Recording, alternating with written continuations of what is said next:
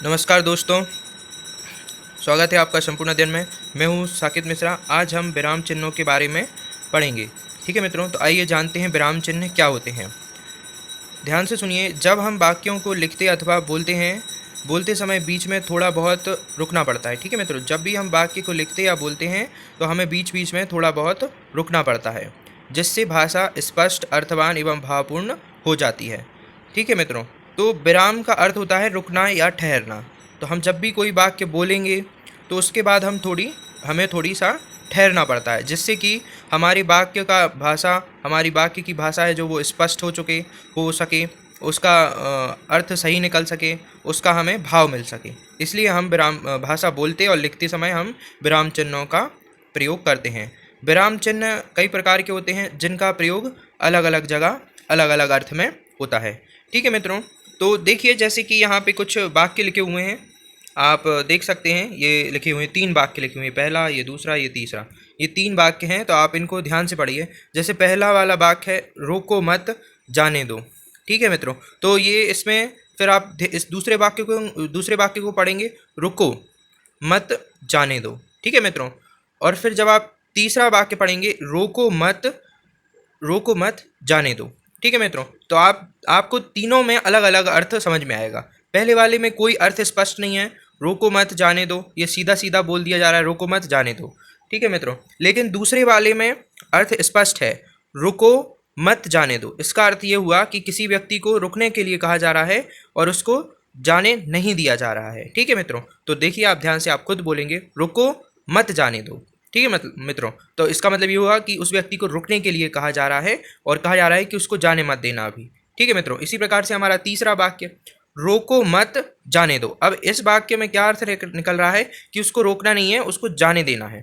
ठीक है मित्रों, तो यहाँ पे ये अल्प विराम का उपयोग हुआ है और यहाँ पे ये पूर्ण विराम है। ठीक है मित्रों, तो इन दोनों वाक्यों में अल्प विराम और पूर्ण विराम का उपयोग हुआ है और पहले वाले में सिर्फ पूर्ण विराम का उपयोग हुआ था। ठीक है मित्रों, अब आइए हम जानते हैं विराम चिन्हों के बारे में, कौन कौन से विराम चिन्ह होते हैं। तो यहाँ पे कुल 13 विराम चिन्ह हैं, जिनके नाम दिए हैं और उनके बाजू में चिन्ह भी दिए हुए हैं। देखिए पहला पूर्ण विराम या विराम। तो पूर्ण विराम कैसा होता है, ये सीधे ऐसे डंडी बना दो तो इसे पूर्ण विराम बोलेंगे। फिर अर्ध विराम है, आप देख सकते हैं अर्ध विराम कैसा होता है, इस प्रकार से अर्ध विराम होता है। अल्प विराम, ये है अल्प विराम, ऐसा होता है अल्प विराम। फिर प्रश्नवाचक, ये होता है प्रश्नवाचक। फिर ये विस्मयादि बोधक, ये है विस्मयादि बोधक। ठीक है मित्रों, फिर ये उसके बाद उद्धरण चिन्ह, तो ये है उद्धरण चिन्ह। ये इस प्रकार से, ये इसको इंग्लिश में बोलते हैं इन्वर्टेड कॉमा। ठीक है मित्रों, उद्धरण चिन्ह को, तो ये डबल इन्वर्टेड कॉमा है और ये सिंगल इन्वर्टेड कॉमा है। ठीक है, ये है योजक चिन्ह, ये है निर्देशक या डैश, ये कोष्टक है, ये हंस पद है, फिर ये रेखांकन है, फिर ये लाघव चिन्ह है और ये लोभ चिन्ह है। ठीक है मित्रों, तो इस प्रकार से ये अपने 13 चिन्ह हो गए। ठीक है मित्रों, तो आशा करता हूँ आप ये समझ गए होंगे। आप एक बार और देख सकते हैं इन चिन्हों को और पढ़ सकते हैं। अब हम जानेंगे कि इन चिन्हों का प्रयोग किस प्रकार से किया जाता है। ठीक है मित्रों, तो आइए जानते हैं इन चिन्हों का प्रयोग किस प्रकार से किया जाता है। देखिए सबसे पहले मैं आपको पूर्ण विराम के बारे में बता देता हूँ। हिंदी में पूर्ण विराम चिन्ह का प्रयोग सबसे अधिक होता है। ठीक है मित्रों, तो हिंदी भाषा में पूर्ण विराम चिन्ह का प्रयोग सबसे अधिक देखने को मिलेगा।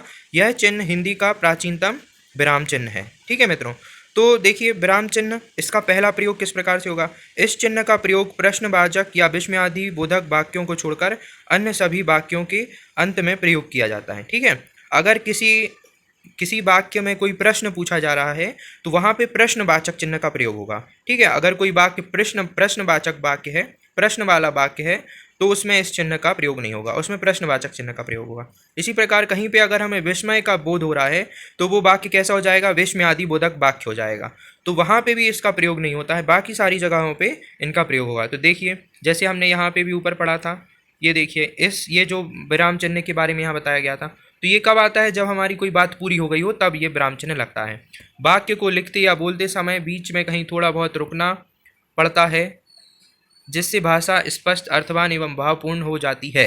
तो अब देखिए यहाँ पे ये बात पूरी हो गई, इसलिए ये यहाँ पे क्या आया, पूर्ण विराम आया। ठीक है मित्रों, इसी प्रकार से और उदाहरण देख सकते हैं अपन। मैं आपको और उदाहरण बताता हूँ। देखिए जैसे ये है, राम स्कूल से आ रहा है, तो ये बात पूरी हो गई कि राम स्कूल से आ रहा है, तो इसलिए यहाँ पे पूर्ण विराम लग गया। जब हमारी बात पूरी हो जाती है, अब हमें उसके बाद कुछ नहीं बोलना, या हमारी बात पूरी हो गई है, अब हमें किसी और चीज़ के बारे में बात करना है, तो वहाँ पे हम क्या लगा देंगे, पूर्ण विराम लग जाता है। इसी प्रकार से आप और उदाहरण पढ़ सकते हैं। ठीक है मित्रों, अब आइए इसका दूसरा प्रकार देखते हैं, पूर्ण विराम कहाँ लगता है। देखिए आपने देखा होगा जब भी दोहे होते हैं, दोहे या चौपाई, ठीक है, तो दोहे या चौपाई में भी पूर्ण विराम लगता है। पहली वाली लाइन में एक पूर्ण विराम लगता है, उसके बाद दूसरी वाली में दो पूर्ण विराम लगाए जाते हैं।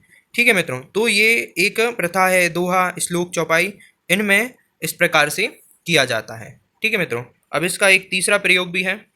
तीसरा प्रयोग क्या है, कभी कभी किसी व्यक्ति या वस्तु का सजीव वर्णन करते समय वाक्यांश के अंत में पूर्ण विराम का प्रयोग करते हैं। ठीक है, तो हम जब उसका सजीव चित्रण करना हो, ठीक है, जैसे यहाँ पे उदाहरण दिए हुए हैं, वह राम से आ रहा है, मतलब यहाँ पे कुछ जैसे आपने नाटक में देखा होगा। ठीक है मित्रों, तो ये क्या प्रयोग है, नाटक में, वह राम से आ रहा है, बड़ा हुआ बदन, ठीक है, मस्त भरी चाल, हंसता चेहरा। ठीक, तो यहाँ पे क्या हो रहा है, दोस्तों के लिए मौम, शत्रुओं के लिए काल। ठीक, तो ये क्या है, किसी के बारे में बोला जा रहा है। तो जब भी क्या होगा, किसी भी व्यक्ति या वस्तु का सजीव वर्णन करना है, तब भी वहाँ पे क्या आता है, पूर्ण विराम आता है। अब बात करते हैं, अगला है अर्ध विराम के बारे में। ठीक है मित्रों, तो अर्ध विराम सुनिए ध्यान से। अर्ध विराम कब प्रयोग होगा, जहाँ जहाँ अपूर्ण विराम की अपेक्षा कम देर और अल्प विराम की अपेक्षा अधिक देर तक रुकना हो, वहाँ अर्ध विराम आता है। ठीक है मित्रों, तो ऐसी जगह इसका प्रयोग होगा जहाँ पे हमें कम रुकना हो। ठीक है, कम रुकने का अर्थ आप समझ रहे होंगे कि अल्प विराम से अधिक रुकना है, लेकिन पूर्ण विराम से कम रुकना है, तो वहाँ पे अर्ध विराम का उपयोग होगा। जैसे कि पहला पहला प्रयोग इसका अर्ध विराम का, तो देखिए, आमतौर पर अर्ध विराम दो वाक्यों को जोड़ता है जो थोड़े से असंभव होते हैं एवं जिन्हें और से नहीं जोड़ा जा सकता। ठीक है मित्रों, तो कब होगा, जब हमें दो वाक्य जोड़ना हो लेकिन उन्हें और से नहीं जोड़ा जा सकता, तब अर्ध विराम का उपयोग होगा। जैसे आप यहाँ पे उदाहरण देख सकते हैं, फलों में आम श्रेष्ठ फल माना जाता है, फलों में आम श्रेष्ठ फल माना जाता है। अब यहाँ पे और नहीं लगा सकते, लेकिन थोड़ी देर रुकना है, लेकिन अल्प विराम से ज़्यादा रुकना है और पूर्ण विराम से कम रुकना है। तो अब यहाँ पे आया, किंतु श्रीनगर में और ही किस्म के फल विशेष रूप से पैदा होते हैं।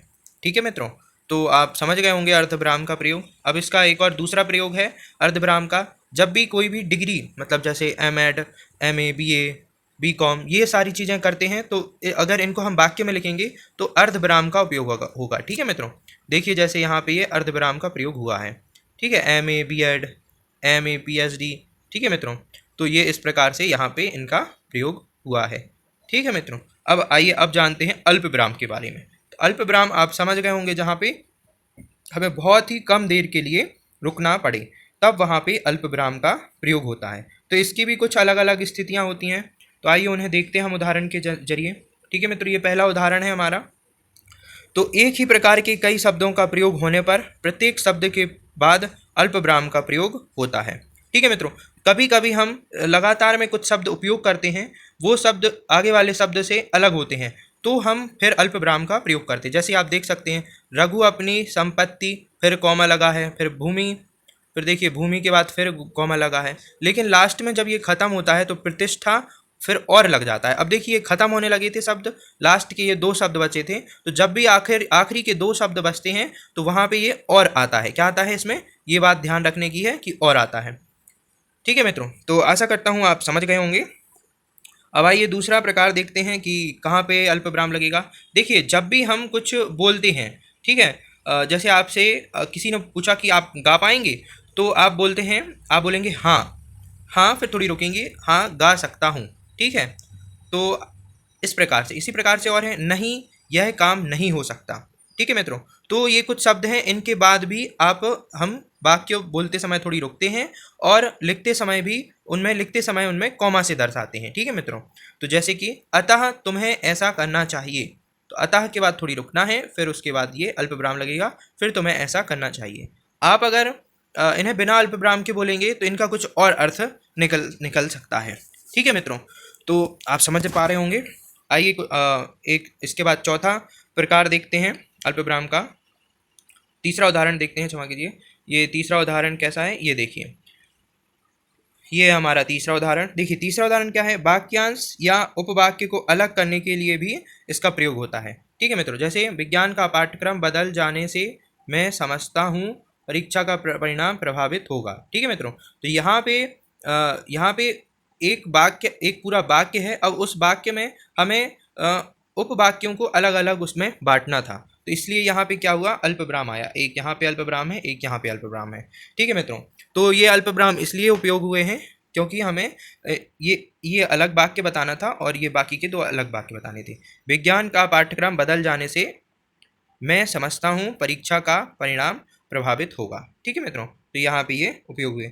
कभी कभी संबोधन सूचक शब्द के बाद भी अल्पविराम होता है। संबोधन सूचक मतलब जैसे हमने किसी को बुलाया, ठीक है, जैसे इस वाक्य में देखिए रवि, तो हम थोड़ी देर रुकेंगे, रवि तुम इधर आओ। ठीक है मित्रों, तो आप समझ पा रहे होंगे, तो इसलिए ये कभी कभी संबोधन के बाद भी अल्पविराम आता है। फिर देखिए पांचवा है, जैसे कुछ हमारे शब्द होते हैं युग्म वाले शब्द, तो युग्म वाले शब्द अगर लिखे हैं तो उसके बाद भी क्या आता है, अल्पविराम आता है। जैसे कि पाप पुण्य, ठीक है मित्रों, ये आप देख पा रहे होंगे, पाप पुण्य, सच और झूठ, कल और आज, अगर ये लिखे हुए हैं तो इनके बाद भी क्या आता है, कॉमा आता है। आप पत्र लिखते होंगे तो आप पत्र में भी आप देखते होंगे, पत्र संबोधन में भी कॉमा लगता है, लेकिन ये कॉमा आखिर में, अंत में, भवदीय आज्ञाकारी के बाद अल्पविराम नहीं लगता। जब शुरू में बस हम लिखेंगे तो जैसे मान्यवर या सेवा में, तब हम इनका पूजनीय पिताजी, तब वहाँ पे अल्पविराम का प्रयोग हम करते हैं। ठीक है मित्रों, अब आइए और इसके बाद हम सातवां प्रकार देखते हैं, कब लगेगा पूर्ण विराम। तो जैसे कि क्रिया विशेषण वाक्यांश के बाद भी अल्पविराम लगता है। ठीक है, क्रिया विशेषण मतलब जो क्रिया की विशेषता बताते हैं, जैसे महात्मा बुद्ध ने मायावी जगत के दुखों को देखकर तब प्रारंभ किया। ठीक है, तो यहाँ पे क्रिया की विशेषता बताई जा रही है। ठीक है, तो क्रिया क्या है कि भाई देख कर, है ना, तो यहाँ पे क्रिया की विशेषता बताई जा रही है। अब आइए आठवां देखते हैं, आठवां उदाहरण किस प्रकार का है। देखिए जब भी हम कुछ बोलते हैं, जैसे आज मैं बहुत थका हूँ, फिर इसलिए विश्राम करना चाहता हूँ, तो कुछ शब्द हैं जैसे किंतु, परंतु, क्योंकि, इसलिए आदि के बाद क्या लगता है, इन सब के बाद कॉमा, इन सब के बाद अल्पविराम का उपयोग होता है। ठीक है मित्रों, तो आशा करता हूँ आप समझ पा रहे होंगे। आइए इसके बाद अगला प्रकार देखते हैं। जैसे एक और है, मैं बहुत परिश्रम किया, मैंने बहुत परिश्रम किया परंतु फल कुछ नहीं मिला। ठीक है मित्रों, तो ये भी एक परंतु आया इसलिए। अब देखिए जब कहीं पर भी हम सन या सन लिखेंगे, ठीक है, क्या लिखेंगे, सन, तारीख, देखिए जैसे यहाँ पे लिखी हुई है सन, तारीख, ये सारी चीज़ें हम लिखेंगे, महीना लिखेंगे, तो अल्पविराम का प्रयोग होगा। जैसे कि इस वाक्य में हुआ है, 2 अक्टूबर सन 1869 ईस्वी को गांधी जी का जन्म हुआ। ठीक है मित्रों, तो आशा करता हूँ आप समझ पा रहे होंगे। देखिए अगला प्रकार क्या है, उद्धरण के पूर्व की के बदले में अल्पविराम का प्रयोग किया जाता है। मतलब इसका अर्थ क्या हुआ, जैसे कि हम बोलेंगे नेताजी ने कहा दिल्ली चलो, तो नेताजी ने कहा, अब ये यहाँ पे क्या लगा हुआ है, यहाँ पे कॉमा लगा हुआ है। ठीक है मित्रों, यहाँ पे क्या लगा हुआ है, ये कॉमा लगा हुआ है, तो ये कॉमा किसका अर्थ बता रहा है, ये कॉमा की का अर्थ बता रहा है। की का किसका अर्थ बता रहा है, ये की का अर्थ बता रहा है। ठीक है, नेताजी ने कहा कि दिल्ली चलो, तो अगर हमें कॉमा हटाना है तो इस कॉमा की जगह हमें की लिखना पड़ेगा। ठीक है मित्रों, अब देखिए जब हम कभी अंक लिखते हैं तो उसके बाद भी क्या लगाते हैं, सारे अंकों के बाद इस प्रकार से कॉमा लगाते हैं, जैसे यहाँ पे मैंने ये अंक लिखे हुए हैं। ठीक है मित्रों, और कभी कभी क्या होता है, कुछ शब्दों की पुनरावृत्ति होती है, तो पुनरावृत्ति के समय भी हम कॉमा लगाते हैं, भागो भागो आग लग गई, ठीक है, देखो देखो कौन आया है। ठीक है मित्रों, इस प्रकार से यहाँ पे कॉमा आएगा। तो आशा करता हूँ आप समझ पा रहे होंगे। अब देखिए कभी कभी हमें कुछ शब्दों को लुप्त करना हो, ठीक है, जैसे कि इन वाक्यों से समझिए, जैसे ये यहाँ पे लुप्त करने थे ये वाक्य, जैसे जहाँ, यह, वह, ठीक है मित्रों, जहाँ, यह, वह, ये देखिए जहाँ, यह, वह, अब, तब, तो, या आदि हो तब। देखिए वह अब लौटेगा, वह अब लौटेगा कह नहीं सकते, मतलब ये कॉमा की जगह क्या लिख सकते हैं हम, यह, यहाँ पे यह लुप्त हो गया, वह कब लौटेगा यह कह नहीं सकते। अब अगर हमें यह हटाना है, बिना यह के बोलना है, तो कॉमा लगाना पड़ेगा। इसी प्रकार से वह है, इसी प्रकार से अब, इसी प्रकार से तब, इसी प्रकार से तो। ठीक है मित्रों, तो अगर इनको लुप्त करना है तो हम कॉमा लगाना पड़ेगा। ठीक है, मैं जो कहता हूँ ध्यान लगाकर सुनो। ठीक है, तो इसका अगर हम बोलेंगे पूरा वाक्य, मैं जो कहता हूँ वह ध्यान लगाकर सुनो। ठीक है, तो आशा करता हूँ आप समझ पा रहे होंगे। जब जानना ही है चले जाओ। अब यहाँ पे क्या है, यहाँ पे तब लुप्त है, जब जानना ही है तब चले जाओ, ठीक है। यदि तुम कल जाओ मेरी किताब लेते आओगी, ठीक है, या लेते आना, ठीक है। तो यहाँ पे क्या लुप्त है, तो लुप्त है। यदि तुम कल जाओ तो मेरी किताब लेते आना, ठीक है। तो आशा करता हूँ आप समझ पा रहे होंगे। अब आइए आप चलते हैं प्रश्नवाचक चिन्ह पर। तो प्रश्नवाचक चिन्ह तो बहुत ही सरल है। तो जहाँ पे भी हमें किसी प्रकार का प्रश्न करना हो, ठीक है, क्या करना हो, किसी भी प्रकार का प्रश्न करना हो तो वहाँ पे प्रश्नवाचक चिन्ह आएगा, ठीक है। या किसी चीज़ पे प्रश्न उठाना हो तो भी प्रश्न चिन्ह आएगा। जैसे कि यहाँ पे कुछ वाक्य लगे हैं, तुम कहाँ जा रही हो, वह क्या रखा है, क्या कहा यह निष्ठावान है। तो देखिए क्या कहा यह निष्ठावान में है, इसमें भी क्या आ रहा है, प्रश्नवाचक का बोध हो रहा है, ठीक है मित्रों। अब विस्मयादिबोधक चिन्ह कहाँ लगता है, देखिए जब भी हमें विस्मय, आश्चर्य, घृणा, सुख, दुख ये प्रकट करना हो अचानक से, वहाँ पे विस्मयादिबोधक चिन्ह लगता है। वाह आप यहाँ कैसे पधारी, बेचारा, अर्थ हाय बेचारा, देखिए दूसरा वाक्य यहाँ से, हाय बेचारा व्यर्थ में मारा गया, ठीक है मित्रों। तो आप समझ गए होंगे विस्मयादिबोधक चिन्ह का प्रयोग कहाँ होगा। और विस्मयादिबोधक चिन्ह का प्रयोग संबोधन सूचक के रूप में भी होता है। मित्रों अभी मैं जो कहने जा रहा हूँ उसे ध्यान से सुनो, ठीक है मित्रों। तो आप समझ पा रहे होंगे जब भी संबोधन करेंगे तब भी इसका प्रयोग होगा। और संबोधन का कहाँ प्रयोग होता है, अतिशयता दर्शाने के लिए, ठीक है। कभी कभी अतिशयता दर्शाने के लिए भी इसका प्रयोग करते हैं, जैसे वह मर गया। तो अगर हमें सिंपल बोलना है, ज़्यादा अतिशयता नहीं दर्शाना, मतलब ज़्यादा भावुक हो जाते हैं, अरे मर गया वो, कैसे मर गया, तो यहाँ पे क्या हो रही है, अतिशयता हो रही है, ठीक है मित्रों। तो इसमें क्या होगा, अगर एक चिन्ह लगा है तो सिर्फ शोक होगा, अगर और ज़्यादा बोलना है तो दो चिन्ह लगा देंगे। इसके कब लगाएंगे, जब वाक्य बोलेंगे तब। इसी प्रकार से और महाशोक, बहुत ज़्यादा शोक जताना है तो यहाँ पे 3 बार इस चिन्ह का प्रयोग होगा, विस्मयादिबोधक चिन्ह का प्रयोग किया जाएगा, ठीक है मित्रों। अब आइए जानते हैं उद्धरण चिन्ह के बारे में। उद्धरण चिन्ह क्या होते हैं, तो देखिए ये उद्धरण चिन्ह 2 प्रकार के होते हैं, जैसे मैंने आपको पहले बताया था। ये 2 भी होते हैं, ये 2 जैसे कि यहाँ पे प्रयोग हुआ है, और 1 भी होते हैं, ठीक। अब इनका प्रयोग कब होगा, जब हमें किसी दूसरे के द्वारा कही हुई बात को ज्यों का त्यों हमें उसमें बताना है, ठीक है मित्रों, तब इसका प्रयोग होगा। जैसे हमें तुलसीदास जी ने कहा, अब ये तुलसीदास जी की बात सीधी की सीधी रखनी थी, तो यहाँ पे रखा है, लिखा हुआ है, रघुकुल रीत सदा चली आए, प्राण जाए पर बचन ना जाए, ठीक है मित्रों। तो यहाँ पे उद्धरण चिन्हों का प्रयोग होगा, क्योंकि हमें ये सीधी की सीधी बात तुलसीदास जी की रखना थी। अब इसके अलावा जब भी पुस्तक, समाचार पत्र आदि में नाम आता है, लेखकों का नाम या उपनाम आता है, तो उस पर भी जोर देने के लिए भी उद्धरण चिन्ह का प्रयोग होता है। वो कैसा उद्धरण चिन्ह होता है, वो सिंगल वाला उद्धरण चिन्ह होता है, ठीक है मित्रों। ये डबल वाला नहीं होता। डबल वाला कब होगा, जब हमें किसी की बात को ज्यों का त्यों रखना हो, ठीक है। तो आशा करता हूँ आपको समझ में आ गया होगा। जैसे कि तुलसीदास कृत रामचरितमानस, तो रामचरितमानस के दोनों तरफ सिंगल इन्वर्टेड कॉमा आएगा, ठीक है, मतलब उद्धरण चिन्ह, एकल उद्धरण चिन्ह आएगा। ये कैसा उद्धरण चिन्ह है, ये डबल उद्धरण चिन्ह है, ठीक है, या द्वि उद्धरण चिन्ह है, ठीक है मित्रों। तो आशा करता हूँ आप समझ गए होंगे। अब आइए जानते हैं योजक चिन्ह के बारे में। तो देखिए योजक चिन्ह क्या होता है, ये किसी चीज को एक से दूसरे को, योजक से आप समझ रहे होंगे, जोड़ता है, ठीक है मित्रों। जैसे कि या वो शब्द एक दूसरे के क्या हो सकते हैं, युग्म हो सकते हैं, ठीक है, सामासिक पदों या पुनर्रक्त और युग्म शब्दों के मध्य किया जाता है, जैसे जय, पराजय, लाभ, हानि, दो दो, राष्ट्रभक्त, ठीक है मित्रों। तो ये कैसे हैं, ये हैं हमारे युग्म में है, ठीक है, या सामासिक पद, जैसे कि हमने पढ़ा था कहाँ पे, समास में हमने इन्हें पढ़ा था, ठीक है मित्रों। तुलनावाचक शब्द में भी होता है, सा, सी, से के पहले भी होता है, ठीक है। तुलना जैसे कि चांद सा, ठीक है, सूरज सा, फूल सी नाजुक, ठीक है। तो इस प्रकार से, जैसे यहाँ पे नहीं लगा है तो ये छोटा सा होता है। योजक चिन्ह कैसा होता है, छोटा होता है, ठीक है। चांद सा चेहरा, जो चांद और सा के बीच में ये योजक चिन्ह आएगा। यहाँ पे थोड़ी सी टाइपिंग मिस्टेक है तो यहाँ पे लिखा नहीं हुआ है, ठीक है मित्रों।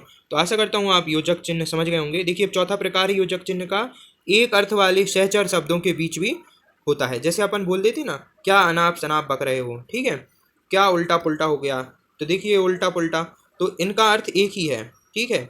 काम वाम किया कि नहीं, खाना बाना, ठीक है, सोना पीना, उठना बैठना, तो ये सारी चीज़ों के बीच में कैसा आता है, योजक चिन्ह आता है। ये और लिखा है कपड़ा लत्ता, ठीक है मित्रों।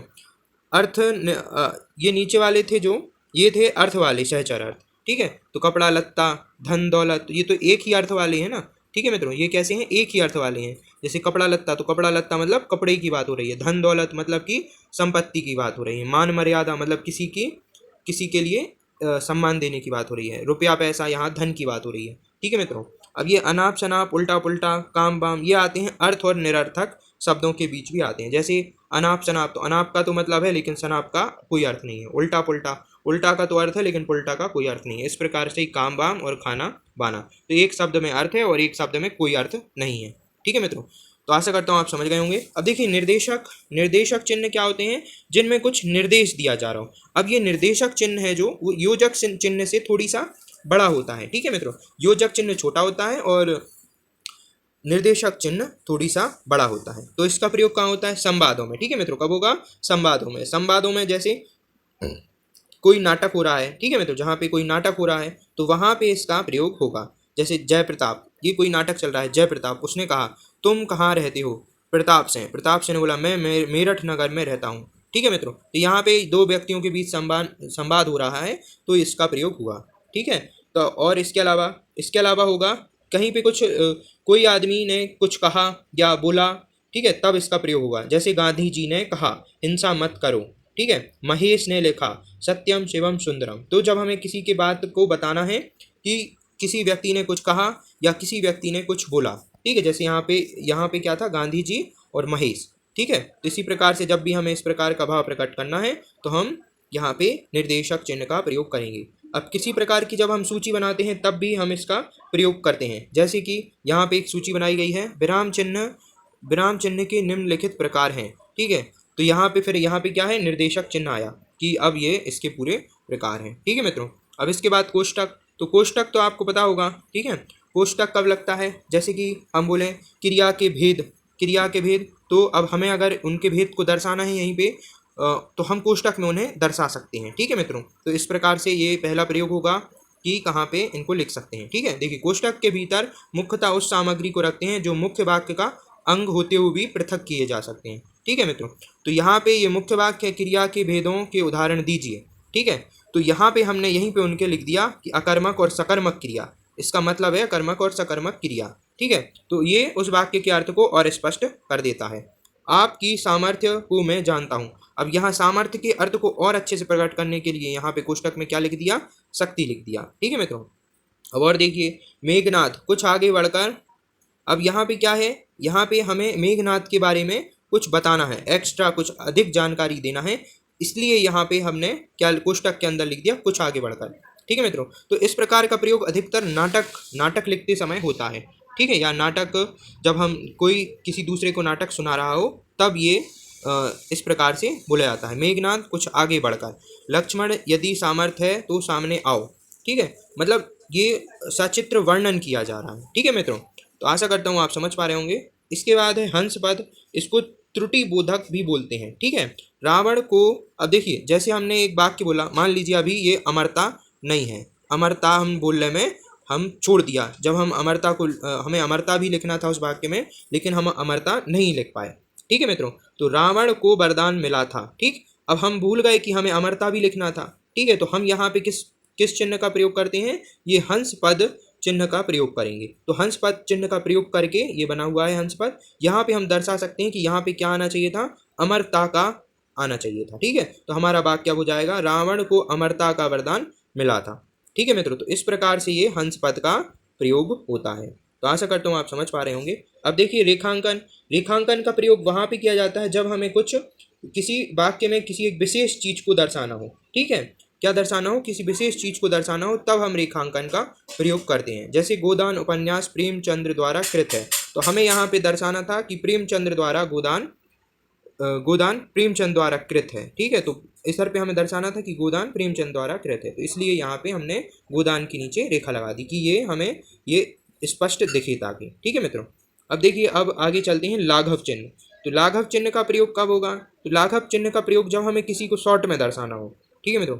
जब हमें किसी भी चीज़ को शॉर्ट फॉर्म में लिखना है, छोटे रूप में लिखना है, संक्षिप्त रूप में लिखना है, तब हम लाघव चिन्ह का प्रयोग करते हैं। जैसे कृपया पृष्ठ पलटिए, ठीक है मित्रों, क्या पलटिए, कृपया पृष्ठ पलटिए। तो अब हमें कृपया पृष्ठ पलटिए को अगर पूरा नहीं लिखना है तो हम इस प्रकार से उसको लाघव चिन्ह के साथ में लिख सकते हैं। ठीक है मित्रों, जैसे सागर नगर निगम, तो हमें इसको पूरा नहीं लिखना तो हम इस प्रकार से लिख सकते हैं। ठीक है, तो आशा करता हूँ आपको समझ में आया होगा। इसी प्रकार से अगर हमें लिखना है सागर विश्वविद्यालय तो हम लिख देंगे सा वी ला। ठीक है, क्या लिख देंगे, सागर विश्वविद्यालय, तो सागर वी आ जाएगा। ठीक है मित्रों, तो आशा करता हूँ आपको समझ में आ गया होगा। अब देखिए लोप चिन्ह, लोप चिन्ह क्या है, अगर हमें वहाँ किसी वाक्य में जब वाक्य या अनुच्छेद में कुछ अंश छोड़कर लिखना हो तो लोप चिन्ह का प्रयोग किया जाता है। ठीक है, अब हमें कुछ छोड़ना है बीच में तो हम वहाँ पे लोप चिन्ह का प्रयोग करेंगे। जैसे गांधी जी ने कहा परीक्षा की घड़ी आ गई है, अब यहाँ लोप चिन्ह मतलब यहाँ पे कुछ ना कुछ चीज का लोप हुआ है, हम करेंगे या मरेंगे। ठीक है, तो यहाँ पे कुछ चीज, कुछ वाक्य का अंश छोड़ दिया गया है। ठीक है मित्रों, तो आशा करता हूँ आपको आज की ये वीडियो अच्छी लगी होगी और आप अच्छे से सारे चिन्हों को समझ गए होंगे कि किस चिन्ह का कहाँ पे प्रयोग हुआ है। ठीक है मित्रों, तो कमेंट बॉक्स में ज़रूर बताइए कि आपको आज की वीडियो कैसी लगी और प्लीज़ ज़्यादा से ज़्यादा मेरी वीडियो को शेयर कीजिए, लाइक कीजिए, सब्सक्राइब कीजिए। और मैंने इतिहास की वीडियो भी डालना शुरू कर दिया है तो कृपया उसे देखना ना भूलें। और मैंने एक सिर्फ मैथ्स के लिए एक नया चैनल स्टार्ट करने वाला हूँ मैं कुछ ही दिनों में, तो कृपया आप उसे भी सब्सक्राइब कर सकते हैं। उसमें मैं पूरा सिर्फ उसमें मैथ्स का कंटेंट रहेगा। मैं मैथ्स के बेसिक से लेके पूरे हायर लेवल तक उसमें मैं आपको पढ़ाऊँगा। जिनको जिनको बिल्कुल भी मैथ्स नहीं आती है, गणित का कुछ भी नहीं बनता, गणित की एक भी चीज़ नहीं बनती, उनसे भी उसमें गणित बनने लगेगी। ठीक है मित्रों, तो आप उस चैनल को ज़रूर सब्सक्राइब करें, मैं कुछ ही दिन में उसमें वीडियो डालना स्टार्ट कर दूंगा। ठीक है मित्रों, तो उस चैनल का नाम है गणित IQ, जिसकी लिंक मैं डिस्क्रिप्शन बॉक्स में डाल दूंगा, आप वहां से जाके सब्सक्राइब कर सकते हैं। तो अगर आपसे बिल्कुल भी मैथ्स नहीं बनती है तो आपसे बनने लगेगी। ठीक है मित्रों, बस ज़रूरत है सब्सक्राइबर्स की। जैसे ही सब्सक्राइबर उसमें हो जाएंगे, कम से कम 50 सब्सक्राइबर उसमें हो जाएंगे तो उसमें वीडियो डालना स्टार्ट हो जाएंगी। ठीक है मित्रों, तो प्लीज़ मेरा वो चैनल सब्सक्राइब करें अगर आप गणित को एक नए तरीके से और बेसिक से पढ़ना चाहते हैं। आपसे अगर बिल्कुल भी मैथ्स नहीं बनती तो आपको वो वीडियोज़ बहुत ही फ़ायदेमंद होंगी। ठीक है मित्रों, तो आज के लिए इतना ही, हम इसके आगे कल पढ़ेंगे। ठीक है मित्रों, तो प्लीज़ लाइक शेयर और सब्सक्राइब करना ना भूलें। ठीक है मित्रों, तो मिलते हैं नेक्स्ट वीडियो में। जय भारत, धन्यवाद, जय भारत।